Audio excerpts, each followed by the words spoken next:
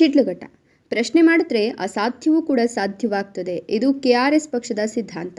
ಪ್ರಾದೇಶಿಕ ಪ್ರಾಮಾಣಿಕ ಜನಪರ ರಾಜಕಾರಣದ ಅಗತ್ಯತೆಯ ಅರಿವು ಮೂಡಿಸಲು ಹಾಗೂ ಭ್ರಷ್ಟಾಚಾರ ಮುಕ್ತ ಕರ್ನಾಟಕ ಕಟ್ಟಲು ಹಲವಾರು ಜಾಗೃತಿ ಅಭಿಯಾನಗಳನ್ನು ಕೆಆರ್ಎಸ್ ಪಕ್ಷ ನಡೆಸುತ್ತಿದೆ ಅಂತ ಕೆಆರ್ಎಸ್ ಪಕ್ಷದ ದಕ್ಷಿಣ ಕನ್ನಡ ಜಿಲ್ಲಾಧ್ಯಕ್ಷ ವಿ ವೇಣುಗೋಪಾಲ್ ತಿಳಿಸಿದರು.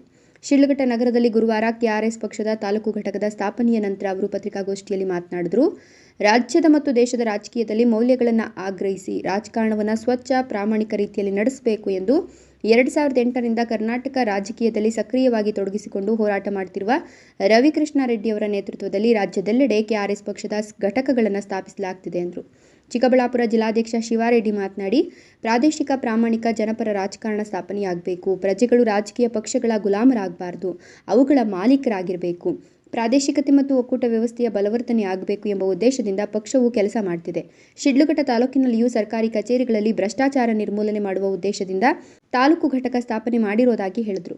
ಕೆಆರ್ಎಸ್ ಶಿಡ್ಲಘಟ್ಟ ತಾಲೂಕು ಘಟಕದ ಅಧ್ಯಕ್ಷ ಪಿಂಡಿಪಾಪನಹಳ್ಳಿ ವೇಣುಗೋಪಾಲ್, ಪ್ರಧಾನ ಕಾರ್ಯದರ್ಶಿ ಆರ್ ನಾರಾಯಣಸ್ವಾಮಿ, ಕಾರ್ಯದರ್ಶಿಗಳಾದ ಆನಂದ್ ಕುಮಾರ್, ವೆಂಕಟೇಶ್, ರಾಜಶೇಖರ್, ನರಸಿಂಹಯ್ಯ, ಸಂಘಟನಾ ಕಾರ್ಯದರ್ಶಿ ಶ್ರೀನಾಥ್ ಗೌಡ ಹಾಜರಿದ್ದರು.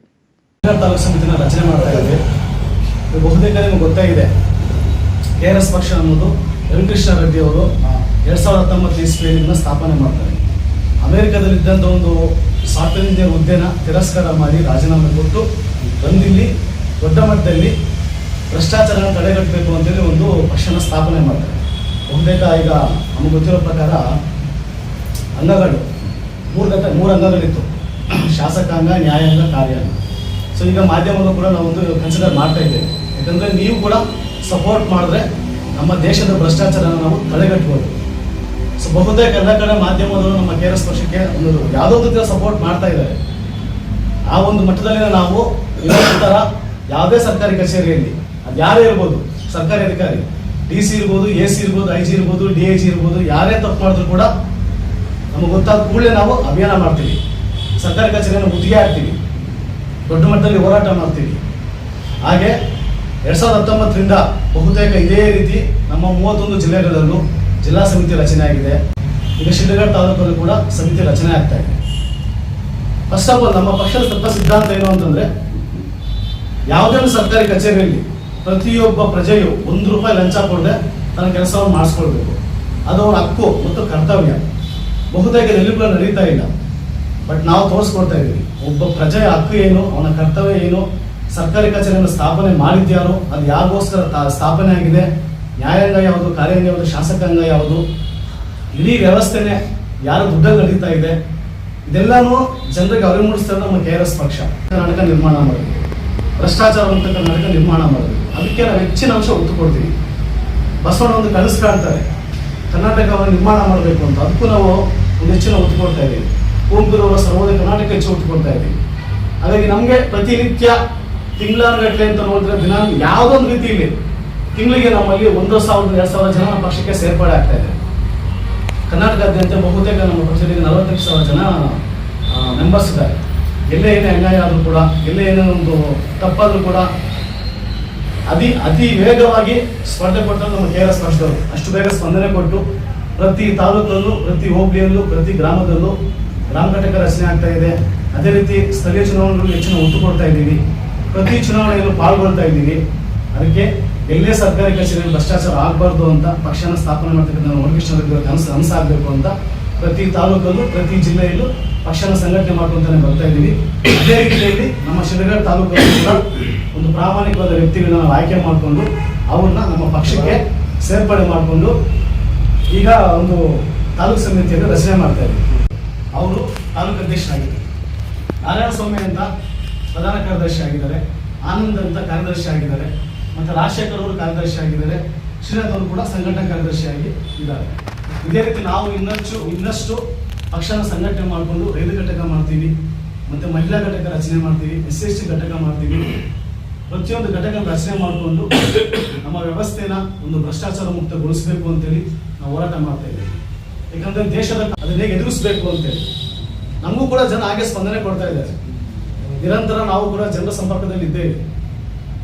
ಅದೇ ಈಗ ನಮ್ಮ ಶಿಡ್ಲಘಟ್ಟ ತಾಲೂಕಲ್ಲಿ ನಾನು ನಿಮ್ಮ ಮಾಧ್ಯಮದ ಮುಖಾಂತರ ನಮ್ಮ ಸಾರ್ವಜನಿಕರಿಗೆ ಒಂದು ಸಣ್ಣ ಸಂದೇಶ ಕೊಡ್ತೀನಿ. ನಮ್ಮ ಶಿಡ್ಲಘಟ್ಟ ತಾಲೂಕಲ್ಲಿ ಯಾವುದೇ ಸರ್ಕಾರಿ ಕಚೇರಿಯಲ್ಲಿ ಒಂದು ನಿರ್ದಿಷ್ಟ ಅವಧಿಯಲ್ಲಿ ಕೆಲಸ ಮಾಡಿಕೊಡದೆ ನಿಮ್ಮ ಹತ್ರ ದುಡ್ಡಿಗೇನಾದರೂ ಲಂಚಕ್ಕೇನಾದರೂ ಕೈ ಚಾಚಿದ್ರೆ ದಯವಿಟ್ಟು ನಮ್ಮ KRS ಪಕ್ಷಕ್ಕೆ ತಿಳಿಸಿ. ₹1 ಲಂಚ ಇಲ್ಲದೆ ನಾವು ನಿಮ್ಮ ಕೆಲಸ ಕಾರ್ಯವನ್ನು ಮಾಡಿಸ್ಕೊಡ್ತೀವಿ. ಇಷ್ಟು ಮಾತಾಡ್ತಾ ನಾನು ಮಾತು ಮುಗಿಸ್ತೇನೆ. ಒಂದಷ್ಟು ನಮ್ಮ ಚಿಕ್ಕಬಳ್ಳಾಪುರ ಜಿಲ್ಲೆ ಶಿಡ್ಲಘಟ್ಟ ತಾಲೂಕು ಚಿಕ್ಕಬಳ್ಳಾಪುರ ಜಿಲ್ಲೆಯಲ್ಲಿ ಆಕ್ಟಿವ್ ಆಗಿದೆ. ಇಲ್ಲಿ ನಾವು ಲಾಸ್ಟ್ ಟೈಮು ಎಲ್ಲ ಪ್ಲೇಸಲ್ಲೂ 5 ಪ್ಲೇಸಲ್ಲೂ MLA ಕ್ಯಾಂಡಿಡೇಟ್ಗಳು ಹಾಕಿದ್ವಿ. ತಕ್ಕ ಮಟ್ಟಿಗೆ ಪ್ರಾಮಾಣಿಕರು ನಮ್ಮ ಪಕ್ಷಕ್ಕೆ ಒಲವು ತೋರಿಸಿದ್ದಾರೆ, ಹೋರಾಟ ಮಾಡಿದ್ದೀವಿ. ದಯವಿಟ್ಟು ಮುಂದೇನೋ ಉತ್ತಮ ರೀತಿಯಲ್ಲಿ ಹೋರಾಟ ಮಾಡ್ತೀವಿ. ಸಾರ್ವಜನಿಕರು, ಚಿಕ್ಕಬಳ್ಳಾಪುರ ಜಿಲ್ಲೆಯ ಜನ ಪಕ್ಷಕ್ಕೆ ಹೆಚ್ಚಿನ ಬೆಂಬಲ ಸೂಚಿಸಬೇಕು, ಸೇರ್ಪಡೆ ಆಗಬೇಕು, ಭ್ರಷ್ಟಾಚಾರನ ತಡಿಬೇಕು. ಇಲ್ಲಿ ಯಾವುದೋ ಈ ಗಾಡ್ಮ್ಯಾನ್ಶಿಪ್ ಅನ್ನೋ ರಾಜಕೀಯ ಹೋಗ್ಬೇಕು. ಅವರು ದೇವರು, ಇವರು ದೇವರು ಇಲ್ಲ. ಗಾಡ್ಮ್ಯಾನ್ಶಿಪ್ ಅಂದ್ರೆ ಯಾವುದೋ ಒಂದು ಫೋಟೋ ಇಟ್ಕೊಳ್ಳೋದು, ಇಲ್ಲಾಂದ್ರೆ ಇದನ್ನೇ ನಮ್ಮ ಲೀಡ್ರು, ಪ್ರತಿಯೊಂದು ಕೆಲಸಕ್ಕೂ ಆ ಲೀಡರ್ ಮನೆಗೆ ಹೋಗೋದು ಬಿಟ್ಟು ಅವ್ರಿಗೆ ಖುದ್ದು ಇವಾಗ ಪೊಲೀಸ್ ಸ್ಟೇಷನ್ಗೆ ಹೋದ್ರೆ ಸ್ವಂತ ಅವರು, ನಾವು ಪೊಲೀಸ್ ಸ್ಟೇಷನ್ಗೆ ಹೋದ್ರೆ ಚೇರ್ ಹಾಕಿ ಕೂರಿಸಿ ಅವ್ರ ಸಮಸ್ಯೆಯನ್ನ ಆಡಿಸಿ ಅವ್ರಿಗೆ ಪ್ರಾಬ್ಲಮ್ ಸಾಲ್ವ್ ಮಾಡೋ ತರ ಧೈರ್ಯ ತಂದ್ಕೊಟ್ಟಿದ್ದೆ KRS ಪಕ್ಷ. ಫಸ್ಟ್ ಲೈವ್ ಮಾಡೋದು ಈ ತರ. ನೀವೇ ಲೀಡರ್ ಆಗ್ಬೇಕಂದ್ರೆ ಗ್ರಾಮ ಮಟ್ಟದಲ್ಲಿ ದಯವಿಟ್ಟು ನಮ್ಮ ಪಕ್ಷಕ್ಕೆ ಸೇರಿ. ಪಕ್ಷದಲ್ಲಿ ಯಾವುದೇ ತರ ಹಣ ಕೊಟ್ಟು ರಾಜಕೀಯ ಮಾಡುವಂತ ಇದು ಕಲ್ಚರ್ ಇಲ್ಲ ನಮ್ಮ ಹತ್ರ. ಯಾವುದೇ ಚುನಾವಣೆ ಗೆದ್ರು ನಾವು ದುಡ್ಡು ಕೊಟ್ಟು ಗೆಲ್ಲೋ ಕಲ್ಚರ್ ನಮ್ಮ ಹತ್ರ ಇಲ್ಲ. ನಾವು ಗೆಲ್ಲೋಕ್ಕೋಸ್ಕರ ಸೊಸೈಟಿನ ಭ್ರಷ್ಟಿಡಿಸಿ ಹಾಳು ಮಾಡಿ ಇದು ಮಾಡಲ್ಲ. ದಯವಿಟ್ಟು ಎಲ್ಲ ಚಿಕ್ಕಬಳ್ಳಾಪುರ ಜನತೆ KRS ಪಕ್ಷಕ್ಕೆ ಜಾಯಿನ್ ಆಗಿ ಅಂತ ಹೇಳ್ಬಿಟ್ಟು ನಾನು ಮಾತು ಮುಗಿಸ್ತಾ ಇದ್ದೀನಿ. ಥ್ಯಾಂಕ್ ಯು ಅಂತ ಎಲ್ಲ ನನ್ನ ಮಾಧ್ಯಮ ಮಿತ್ರರಿಗೂ ಹಾಗೂ ನನ್ನ KRS ಪಾರ್ಟಿ ಪಕ್ಷದ ಎಲ್ಲ ಪದಾಧಿಕಾರಿಗಳಿಗೂ ತಿಳಿಸಿದ್ದಾರೆ. ಅಂದರೆ ನನ್ನ ಹೆಸರು ವೇಣುಗೋಪಾಲ್, ಪಿಂಪಾಪ್ನಲ್ಲಿ ನಾನು ಡ್ರೈವಿಂಗ್ ವೃತ್ತಿ ಮಾಡ್ತೀನಿ. ಏನಕ್ಕಪ್ಪ ಈ ಒಂದು ಪಕ್ಷದಲ್ಲಿ ನಾನು ಸೇರ್ಪಡೆ ಆಗಬೇಕಂತ ಒಂದು ನಿರ್ಧಾರ ಮಾಡಿದ್ರೆ, ಎಲ್ಲ ಕಡೆ ನಾವು ಡ್ರೈವಿಂಗ್ ವೃತ್ತಿಯಲ್ಲಿ ಪ್ರತಿಯೊಂದು ಹಳ್ಳಿನೂ ವಿಸಿಟ್ ಮಾಡ್ತಾ ಇರ್ತೀವಿ. ನಮ್ಮ ಕಣ್ಮುಂದೆ ಕಾಣಿಸೋದು ಎಲ್ಲೋ ಒಂದು ಕಡೆ ಅನ್ಯಾಯ ಆಗಿರೋದು, ಅಲ್ಲಿ ಯಾರೋ ಪ್ರತಿಕರಿಸ್ತಾ ಇರಲ್ಲ ಅಂತ ಒಂದು ಸಂಘಟನೆಗಳು ನಾವು ಸಿಕ್ಕಾಪಟ್ಟೆ ನೋಡಿದ್ವಿ. ಏನಾದರೂ ಮಾಡಿ ಅಂಥವ್ರಿಗೆ ಒಂದು ನೆರವಾಗಿ ಒಂದು ನಮ್ಮ ಕಡೆಯಿಂದ ಒಂದು ಸರ್ವಿಸ್ ಮಾಡ್ಬೇಕಂತ ಹಲವಾರು ಸಂಘಟನೆಗಳನ್ನೆಲ್ಲ ನೋಡ್ಕೊಂಡ್ಬಂದ್ರೆ, ಆದರೆ ಯಾವುದೇ ಸಂಘಟನೆ ಕೂಡ ಒಂದು ಬೆಂಬಲ ಕೊಟ್ಟಿಲ್ಲ. ಇನ್ನೊಂದು ಬೆಂಬಲ ಕೊಟ್ಟು ಅವ್ರ ಮುಖಾಂತರ ನಾವು ಯಾವುದೇ ಒಂದು ಕಚೇರಿಗೆ ಹೋದ್ರೂ ಅಲ್ಲಿ ನಮ್ಗೆ ನ್ಯಾಯ ಕೊಡಿಸ್ಕೊಟ್ಟಿಲ್ಲ. ಮೇನ್ ಏನ್ ಆಗ್ತಾ ಇದೆ ಅಂದ್ರೆ, ಈ ಸಮಾಜದಲ್ಲಿ ಪ್ರತಿಯೊಂದು ಕಡೆ ಒಂದು ಲಂಚ ಅನ್ನೋ ಒಂದು ಮೂವ್ಮೆಂಟ್ ನಲ್ಲಿ ನಡೀತಾ ಇದೆ. ಏನಾದ್ರೂ ಮಾಡಿ ಇದನ್ನ ಅರಿಕಟ್ಟಬೇಕು, ಭ್ರಷ್ಟಾಚಾರ ನಿಲ್ಲಿಸ್ಬೇಕು, ಹಿಂದುಳಿದ ವರ್ಗಕ್ಕೆ ಒಂದು ನ್ಯಾಯ ಒದಗಿಸ್ಕೊಡ್ಬೇಕು. ಈ ಒಂದು ಯಾವುದೇ ಒಂದು ಪಕ್ಷ ಮಾಡ್ತಾ ಇದ್ದಂತ ಕೆಲಸ ಈ ಒಂದು KRS ಪಾರ್ಟಿ ಮಾಡ್ತಾ ಇದೆ. ಸೊ ಆ ಪಾರ್ಟಿನಲ್ಲಿ ನಾವು ಭಾಗಿಯಾದ್ರೆ ನಾವು ಒಂದು ಈ ಸಮಾಜ ಸೇವೆ ಮಾಡೋದಕ್ಕೆ ನಮಗೊಂದು ಸುವರ್ಣಾವಕಾಶ ಸಿಗೋತ್ತೆ ಅಂತ ಹೇಳ್ಬಿಟ್ಟು ಭಾವಿಸಿ ಈ ಒಂದು ಪಕ್ಷಕ್ಕೆ ಸೇರ್ಪಡೆ ಆಗಿದ್ದೀರಿ. ಮುಂದೆ ಬರುವಂತಹ ದಿನಗಳಲ್ಲಿ ನಮಗೆ ಆಗಲಿ ನಮ್ಮ ಒಂದು ಸಮಾಜ ಅಂದ್ರೆ ನಮ್ಮ ಸಮಾಜದಲ್ಲಿ ಇರೋರು ಯಾರಿಗಾದ್ರೂ ಒಂದು ಅನ್ಯಾಯ ಆಗಿದೆ, ನಮ್ಮ ಗಮನಕ್ಕೆ ಬಂದಿದೆ, ಅದು ಯಾವುದೇ ಕಚೇರಿ ಆಗಿರ್ಲಿ, ಅದು ಎಂಥ ವ್ಯಕ್ತಿನೇ ಆಗಿರ್ಲಿ, ಏನೇ ಆಗಿರ್ಲಿ, ಆಯ್ತಾ, ಬಂದು ಸ್ಪಾಟ್ ಅಲ್ಲಿ ಬಂದು ಧರಣಿ ಮಾಡಿ ಅವ್ರಿಗೆ ನಾವು ನ್ಯಾಯ ಒದಗಿಸ್ಕೊಡೋದಕ್ಕೆ ಮುಂದಾಗ್ತೀರಂತ ತಮ್ಮಲ್ಲಿ ಕೇಳ್ಕೊಂತೀನಿ. ಹಾಗೆ ಮುಂದೆ ಇದರಲ್ಲಿ ಸೇರುವಂತ ಜನತೆ ಕೂಡ ಒಂದು ಹೇಳೋದಕ್ಕೆ ಇಷ್ಟಪಡ್ತೀನಿ. ನಮ್ಮ ಒಂದು ಪಕ್ಷನ ದೊಡ್ಡ ಮಟ್ಟದಲ್ಲಿ ನಾವು ಎತ್ಕೊಂಡು ಹೋಗ್ಬೇಕು. ಇದರಲ್ಲಿ ಏನು ಪ್ರಾಮಾಣಿಕತೆಯಿಂದ ನಡ್ಕೊಳ್ಳುವಂತ ಒಂದು ಪಕ್ಷ. ಇಲ್ಲಿ ಯಾರು ಹಾಗೆ ದುಡ್ಡು ಕೊಡುವಂತ ಇದಿಲ್ಲ, ಏನು ಇಲ್ಲ. ಆ ಒಂದು ಸೇವೆ ಅಂತ ಬಂದ್ರೆ ಅದು ನಾವೇ ಮುಂದೆ ನಿಂತು ಮಾಡ್ತೀರಿ.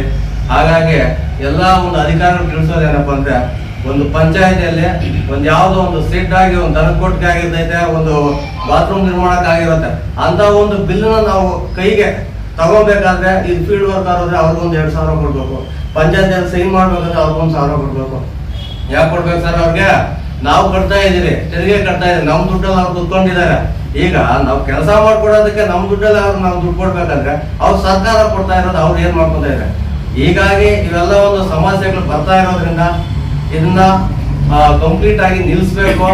ಲಂಚ ತಗೊಬೇಕಾದ್ರೆ ಅವರು ಒಂದು ಸುತ್ತಮುತ್ತ ನೋಡಿ ಎದುರ್ಬೇಕು. ಇಂಥ ಕಡೆ ಈ ಶಿಡ್ಲಘಟ್ಟದಲ್ಲಿ ಒಂದು KRS ಪಾರ್ಟಿ ಇದೆ ಅಂತ ಯಾವ ಟೈಮಲ್ಲಿ ಹೆಂಗ್ ಬರ್ತಿರೋ ಯಾವಾಗ ಬರ್ತಿರೋ ಗೊತ್ತಿಲ್ಲ.